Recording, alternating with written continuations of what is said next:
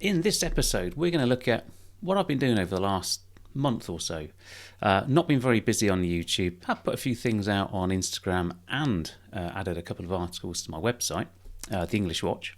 But it's fair to say my creative juices have been otherwise engaged on other pursuits. So I'm going to give you a bit of an update. Also, tell you which watch I've sold, which one I've bought, and which one I'm selling. I'm Andy and welcome to The English Watch.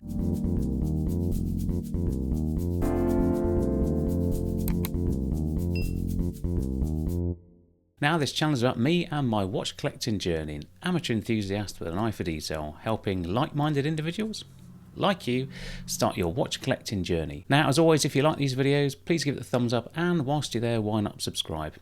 Not really been growing the subscribers recently, and to be honest, the views just haven't been hitting the mark, so probably down to my lack of content, but hey, let's get things going. Now, the eagle-eyed amongst you will notice two things. Not only am I bandaged up, but I've also got a new pair of spectacles. So thanks to Dan at Perspective in Solihull again, I've got a nice new pair of, again, Tom Ford, yeah, not sponsored, I wish. But we've gone for sort of clear acetate instead of the old black acetate, so more contemporary, and as my lad said, a bit more modern, Dad. Now the bandage, well, it's more of a bit of cotton wool. I've just been for a PSA test for my prostate. I don't think there's anything wrong, but I've known a few people recently that have recommended that I go. I did have a physical exam a number of years ago, which, as the guy said at the time, was very unremarkable, which is nice. But given that it is a massive killer of young gentlemen like you and I, it's just worth just keep going back and having regular tests. So hopefully nothing to see here. Anyway, so my last month, now what I'm going to do is just sort of skim through it. I'm going to do some videos on some of the content at some point, but just to give you a flavour of what's been going on. So at the end of last month, me and the wife, we had a road trip around Switzerland in the Porsche. Fantastic, we had great weather. Probably one of the highlights for me, maybe not for my wife, was an organised trip around IWC's factory in Schaffhausen. Now I did take some footage, I wasn't allowed to take too much, but nonetheless it's worth its own video, so I will do one on that. Now in addition, this has taken up probably the last 3 weekends of my life. My son, who at 19 has just bought a Porsche Cayman. It's a 20-year-old, so 2006, 19-year-old, and he's 19. Now you're probably thinking, Christ, how can he afford to insure that? Well, funnily enough, statistics in this instance work in his favour, and no more expensive than the old Skoda Fabia he had. Now the thing that isn't the same as the Skoda is the running costs, and although we didn't buy it cheap, there are no cheap ones, it is needing a few bits and pieces. So I've spent my time, and I'll put a few photos in, scrambling underneath the car, doing plugs and coil packs, suspension, all sorts. It's been a bit of a journey, and to be honest, a bit of a journey down memory lane for me, because I used to do all that stuff when I was his age, so nice to sort of pass on the baton. Now, I may morph the channel into more sort of lifestyle stuff. I know a few of the channels have done it. I think watch collecting is very niche, and as much as I enjoy it, it's not something I'm passionate about all week, so it's difficult for me to put content out regularly. So I think doing a few more different diverse topics will be more interesting if you like, so please leave a comment. Now getting back to what is the subject of today, buying and selling watches. I have sold one watch, I bought one watch, and I'm selling a watch. So the watch I've sold is my Grand Seiko GMT quartz. Sold it on eBay a few months ago, got a reasonable price, lost a few £100 on it, which, hey, you're going to lose money on watches. That's a fact. Not because I didn't like it, I just wanted to start turning the collection over. There's a few things that I want to do. One of them is sort of consolidate a little bit, and I think there's always room for something else, so just to keep them refreshed. Now there are pieces, I guess, that I want to keep. Whether that stays the same over time, I don't know, but Anyway, Grand Seiko gone. Now, the one I did buy, which was a surprise to me as much as probably yourselves, because it's a watch that I've tried on a number of times, nearly bought, dismissed, reasons. But I was looking for a Rolex in my collection.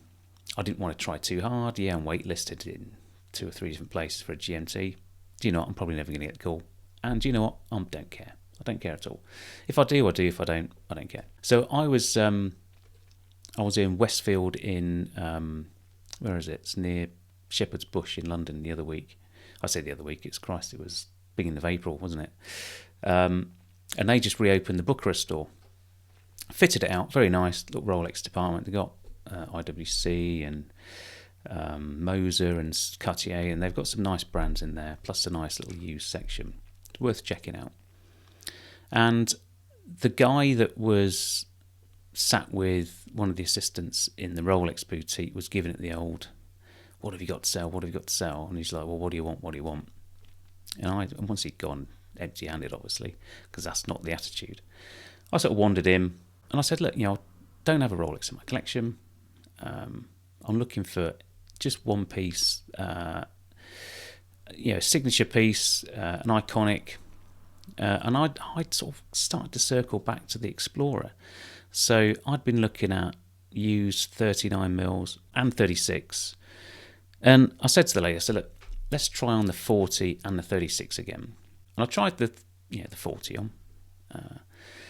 And I looked down, I thought, do you know what? I don't know what I've been messing around with, because I think you can get too hung up on some of the details. And at the end of the day, it's a fantastic watch. And she said to me, look, if you want to buy this piece today, if you're in a position to buy it, you can have it. I mean, she gave me the old, well, it was going to go to somebody else, but if you want it, you can have it kind of thing. Or I'll ask my manager. I thought, yeah, whatever. Because I've been offered this piece before in other boutiques, there and then. So they obviously have them available. You've just got to go in with the right attitude. So we bought it, and here it is. And although I'll do a proper review on it, I've been loving it. It's simple. It's, if you're going to have one Rolex in your collection, why not? It does wear much nicer than my old Submariner. It's not as heavy. It fits better. I like the curved aspect of the oyster style case. I like it. So I'll do a proper sort of review and show and tell on that one at some point. Which is the watch that I'm selling? Well, I've thought long and hard about selling my pieces, and they are expensive. And the one I've decided to get rid of is my JLC Master Ultra Thin Moonphase. A lovely watch, a watch I've enjoyed owning, but ultimately I'm just not getting the wear out of it. And then you might argue that, hey, it was a celebration piece, 25th wedding anniversary. Yeah, it was. But I kind of bought it for myself. And if you've watched my previous videos on how Watches of Switzerland let me down, go check that one out. That was a real rant. I don't do rants normally, but that was a kind of rant. And then went home, bought it online, etc. So it didn't have an easy entry into this world for me. But that's not to say I didn't enjoy it. I would never blame the product for a poor point of sale. And you can do that with cars, watches, whatever. You shouldn't be put off by brands and products because there's some idiot in a shop that doesn't know how to sell products. So I'm selling it. So it's been on Chrono24 and eBay for a while. As I said, the Grand Seiko was sold through eBay. Great experience with the seller. They just bought it. They paid me. It went through the authentication process. No fees, no hassle. Got paid pretty quickly. This one, despite having very good interest, so lots of people have put it in there, on Chrono, the scratch pads or whatever it is, and I've had some quite lowball prices offered, which I've obviously declined. I did almost get to the point where it was sold last week. We agreed a price which wasn't too far off list, and then the buyer did the classic we'll accept a bank transfer. Are you local? Can I come and pick it up? I'm like, mate, no. Use Chrono24's policy. It protects me and you.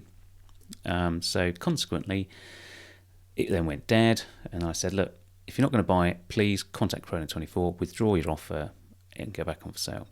So it's now back on for sale. So I'll put a link in the description. If you fancy a very well-loved and looked after JLC Master Ultra Thin Moon, that is featured on my channel, then go and check it out. But it's not going to go at any cost. I'm quite happy to hang on to it. My other option may be to go and trade it in against another used watch, which I may do. Now, again, I'm going to lose money on this watch, but that's life. I mean, if I think about the car that I've just ordered, and when you look at the depreciation over 4 years, Christ, yeah, this is a drop in the ocean. So nobody likes to lose money, but hey, yeah, we're surrounded by things that are constantly depreciating. You know, all this IT I use, you know, it's probably worthless now, but yeah, we're a consumer society, and you've got to take the rough with the smooth. Anyway, that was just a quick update on where I've been. I do hope to do some more on some of the things I've been doing. I may start to move the channel towards more lifestyle things, and maybe start to review other things in my life. Hope you agree that's a good move. But for now, I'm Andy. This has been the English Watch. Take care, and I'll see you soon. Bye for now.